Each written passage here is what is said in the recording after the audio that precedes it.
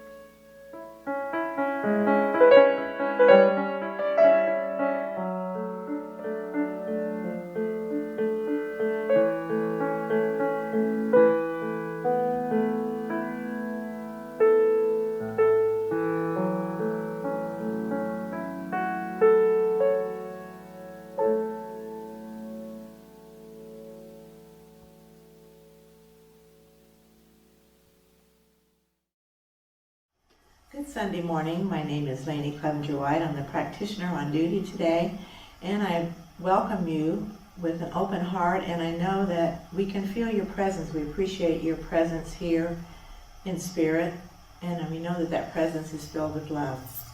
So right now I'd like to lead us into a prayer. So just take in a nice breath and close your eyes and just allow yourself to be present in this moment. Reverend Beverly Craig's talk today is counting your blessings. So let's start with a moment of counting our blessings. Just gently close your eyes. And as you breathe in and out, and allow yourself to be comfortable wherever you are, just think of all the wonderful things that you are blessed with our breath. That breath is divine. We are blessed with a heartbeat, which is absolutely the heartbeat of the universe, the heartbeat of God. That breath and that heartbeat nurtures and sustains us in every single moment. And we are blessed by that. And let's give blessings for our body, that it functions and works perfectly, supporting us, taking us where we need to go, where we need to be, knowing that it is done with love. And let's think about that love that is divine, that love that we are, that love that permeates every single cell in our bodies, that love that is in the presence of every person you see, you meet, you think about, just know that it is love that is at the very core of our being. And let's just take in a breath and breathe in that thought for a moment, that thought of love. When we are in love, we are blessed. And let's take a moment to think about the blessings of peace, that despite of any appearances otherwise, there is peace. There is peace at our very core, and that peace sustains us and nurtures us through every situation. Every moment that may not seem peaceful, there is that peace. And take a moment just to breathe in that peace. Just feel that calming effect. Step into that place of faith and trust, that faith and trust of the divine. That faith and trust, knowing there is divine order and divine right action in every aspect of our lives, because it is all God and it is all good. And when we stay in that place of blessing, only more good returns to us. Life is magical. The universe is always listening to our thoughts, our words. And when we stay in that place of blessing, the universe responds accordingly, blessing us multifold over and over again. Just breathe in that thought. Feel those blessings. Just the fact that we were able to get out of bed today. We are blessed in every single way. And I release these words into that law that listens, that law that corresponds. And I know that as we think and speak words of positive energy, the law responds accordingly. And we are absolutely blessed. And so as I release these words, these thoughts, these feelings, I know it is all taken care of. Absolutely. Again, we are blessed. And so it is.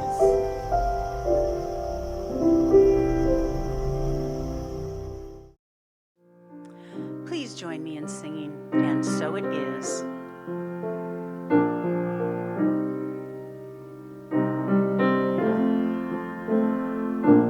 God is all there is. I am one in the Spirit. I realize the truth,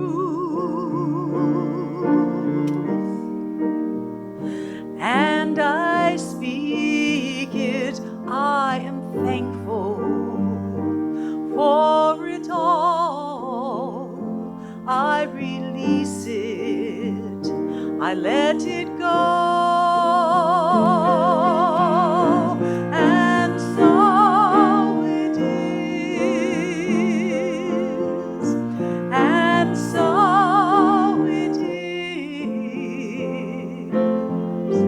I know it is, and I receive as I believe. Amen.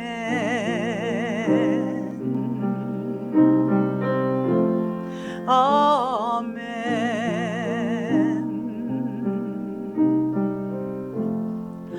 Amen.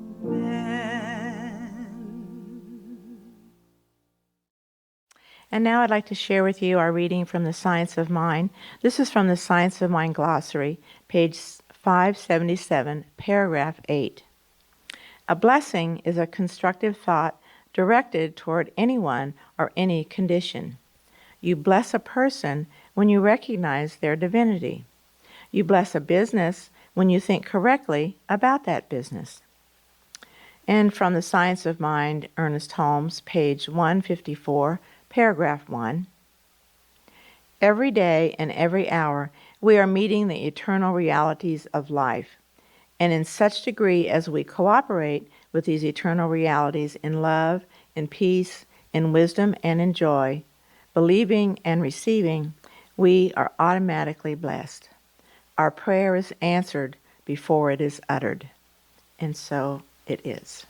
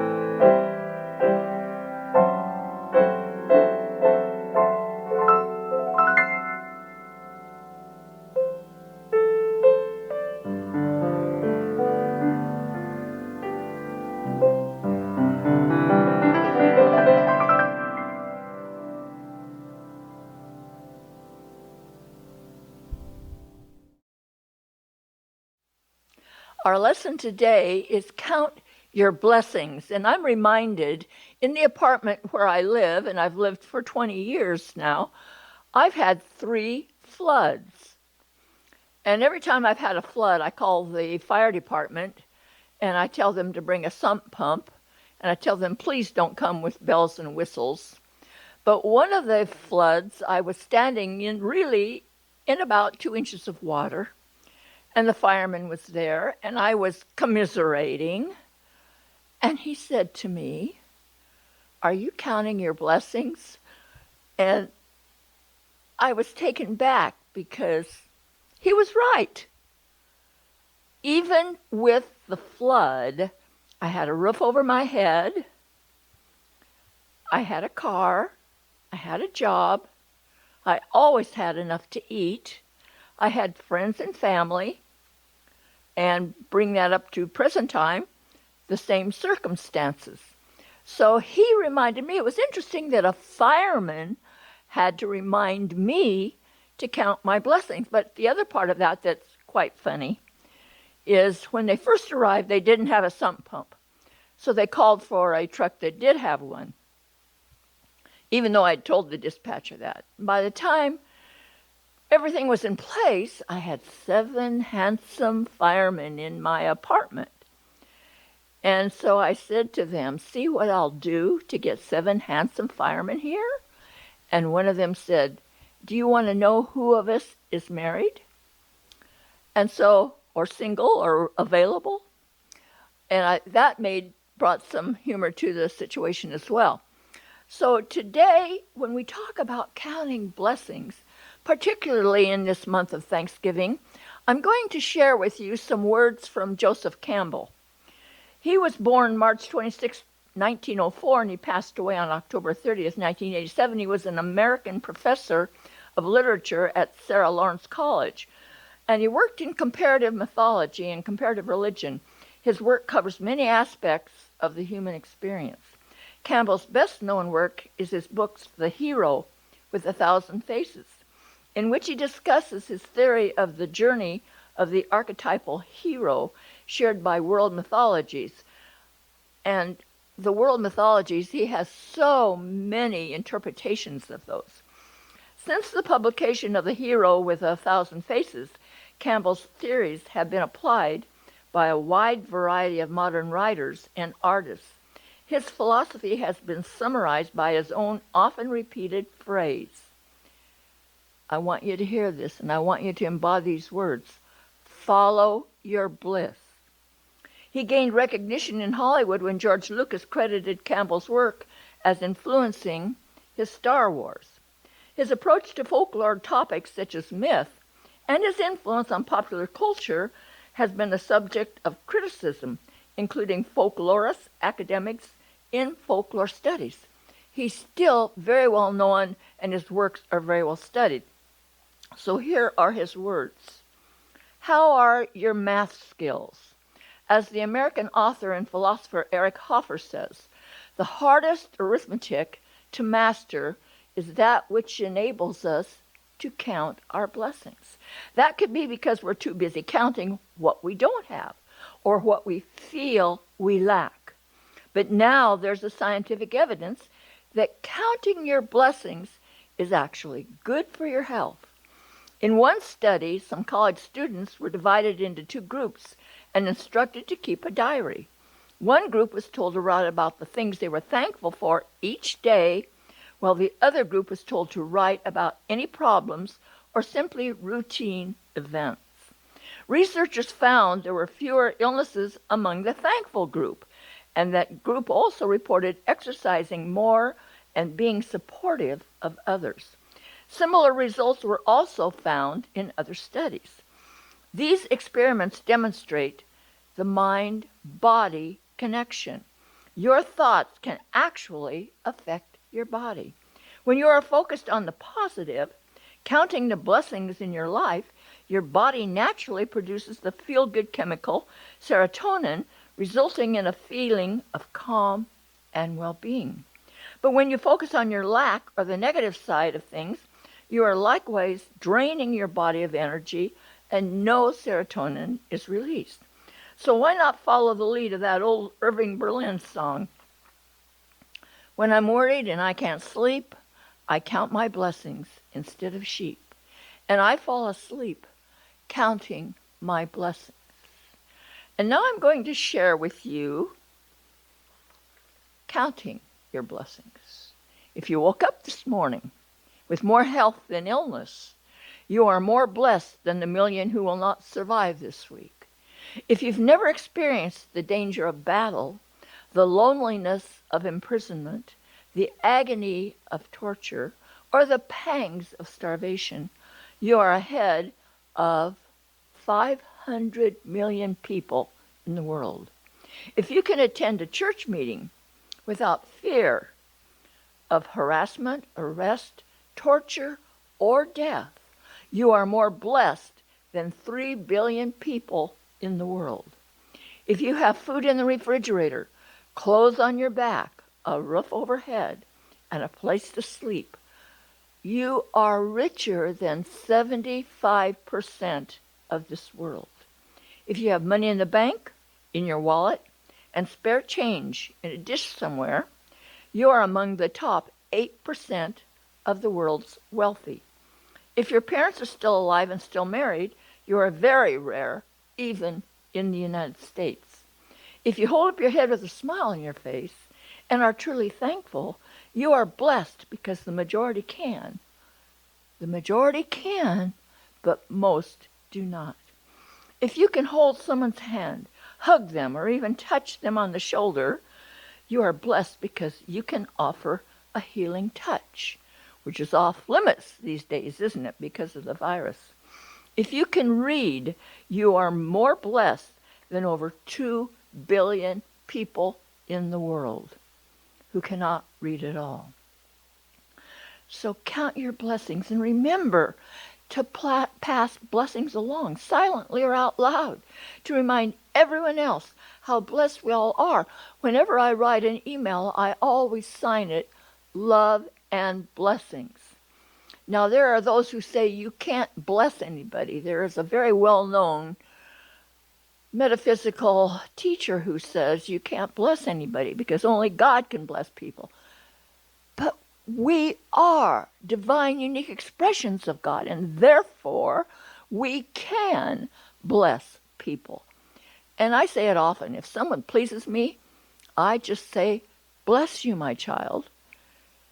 And I don't know how they take it, but that I mean it with love. Now, how can we count our blessings? Look around you. Take a walk. Look at nature. What are you doing to make yourself happy? I shouldn't say make yourself happy, to keep yourself happy. Because as Joseph Campbell told us, when we are not happy, we are not creating the happiness chemicals in our body, serotonin. And that's really, really important that we do that. So when something happens that isn't to your liking, that you believe could be changed, bring in the faith of counting your blessings. And when you count your blessings, when you really count them, and you make a list, you will find that you have so many, many, many things to be grateful for. When I was a child and growing up in this little town, when I look back on that, growing up in a small town, that was a blessing in most instances. Because if you got in trouble at school, it beat you home. Because our teachers were our parents' friends. But for the most part, growing up in a small town was wonderful. Everybody knew everybody. Our classes were small in school. And we had all kinds of little events in that town. And it's interesting because of the virus, so much has been canceled. And I just heard where Macy's, who always had a Santa Claus, isn't going to have a Santa Claus, hasn't had one for 159 years, and this is the first year they're not having it. So can you only imagine? And the other thing that I'm looking at are these little tiny kids walking around when they're 2 years old. They're supposed to wear a mask. And growing up in a culture that, do they really understand? You know, parents put on a mask and say, okay, this is going to keep you well and safe. But do they really understand? They're growing up in very, very strange times. But let's go back to counting your blessings. What I do every night before I go to bed is I have a little journal and I put 3 things that I'm grateful for. Sometimes I repeat, but I also put something good that happened that day. What was a good thing that happened to me? And sometimes it might be just as simple as hitting all the green lights down Foothill Boulevard so I don't have all the red lights to stop at. It can be a small thing, but our blessings come in different sizes. So what sizes do your blessings come in? As I'm speaking, I want you to be thinking and taking note. What are your blessings? My blessings are good health. My blessings are a place to live.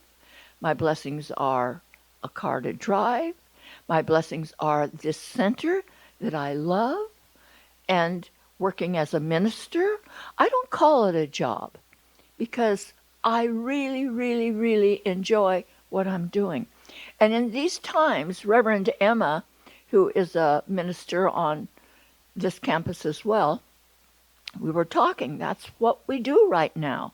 We're teachers, we're healers, we're here to help folks. We're here to know for individuals what they can't know for themselves.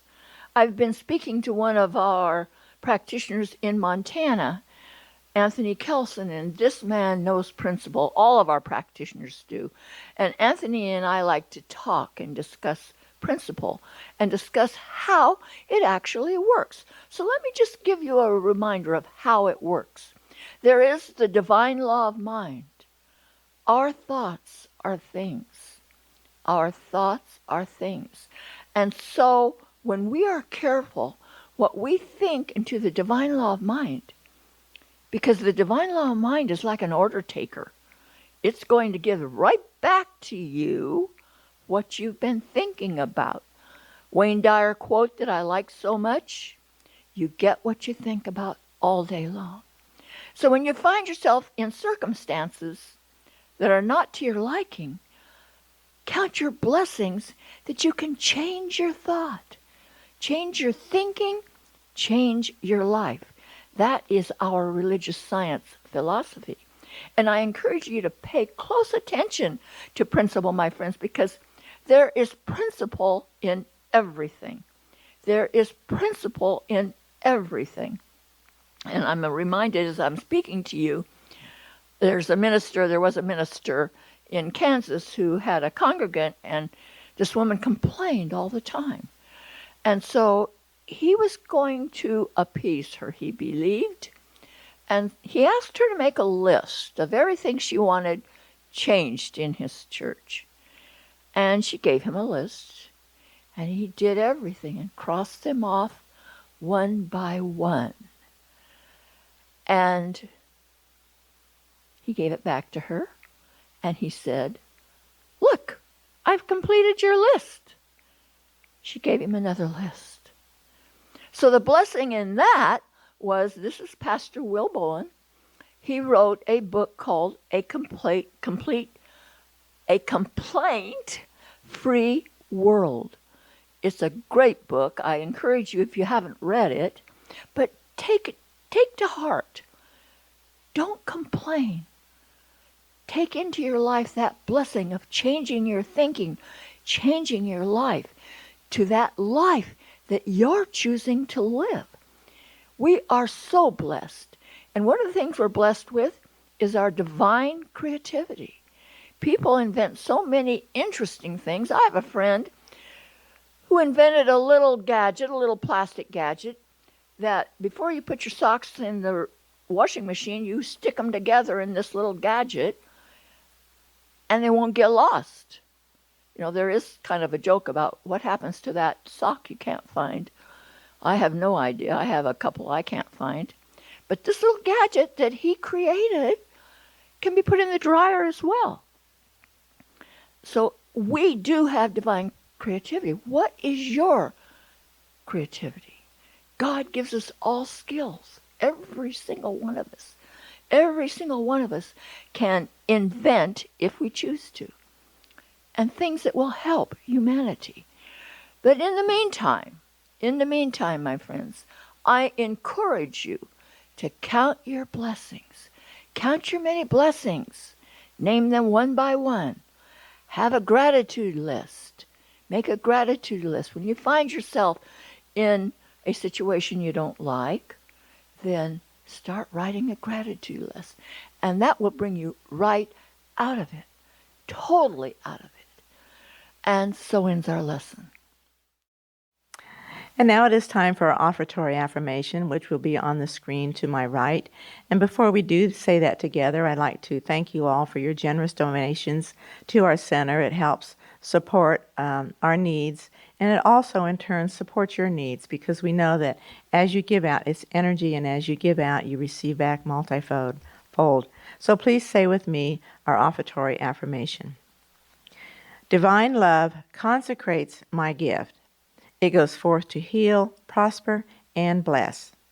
It is evidence of my conviction that God is the source and substance of my supply. I joyously contribute to the vision of the spiritual center, knowing that it is returned to me multiplied abundantly. And so it is. And you will find at the end of our video ways that you can make your donations. Thank you very much. Now please join me in singing I Am So Blessed.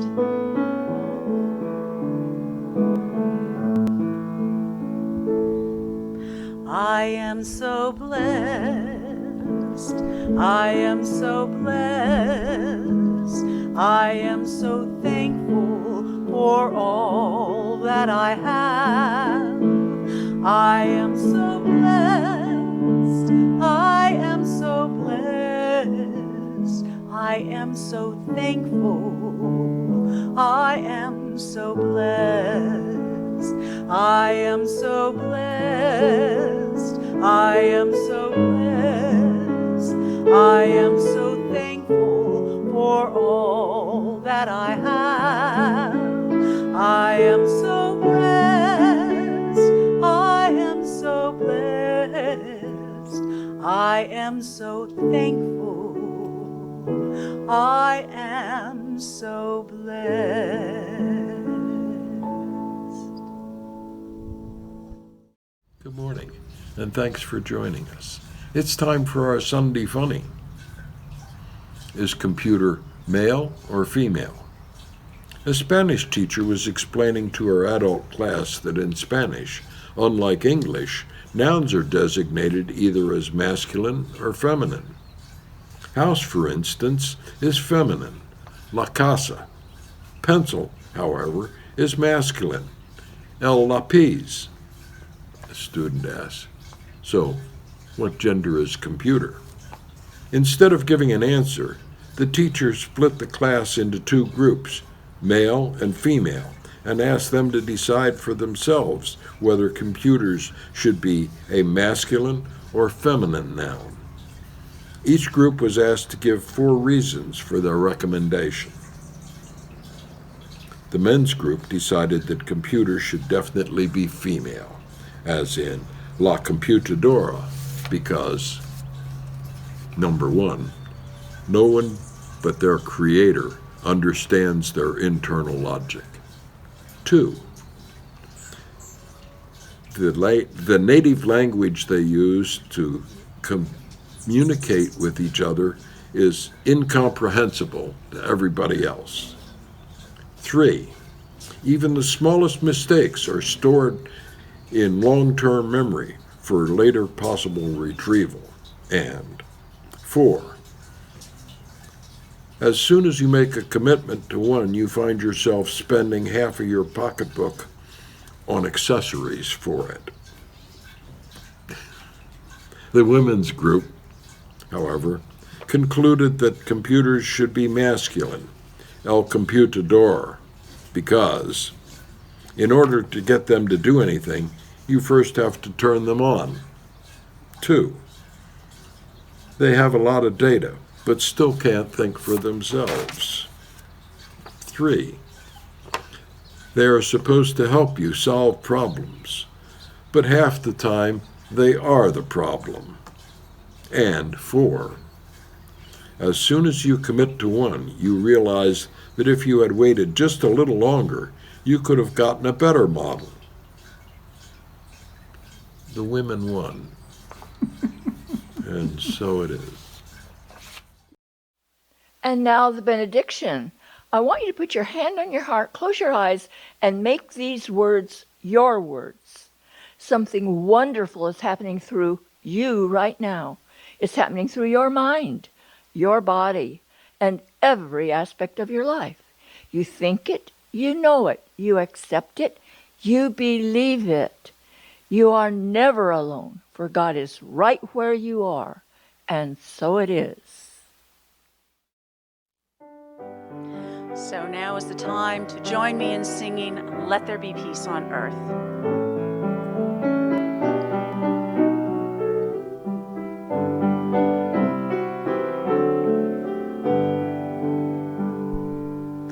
Let there be peace on earth. Now it has begun with me.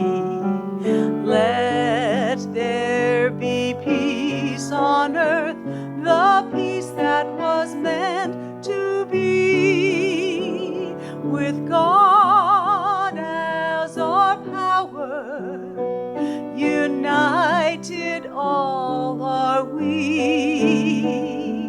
Let us walk with each other in perfect harmony. Peace has begun with me, so this is the moment now.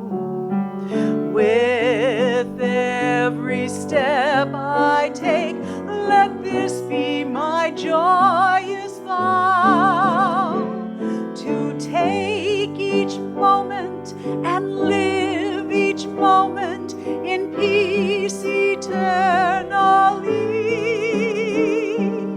Let there be peace on earth, now it has begun with me.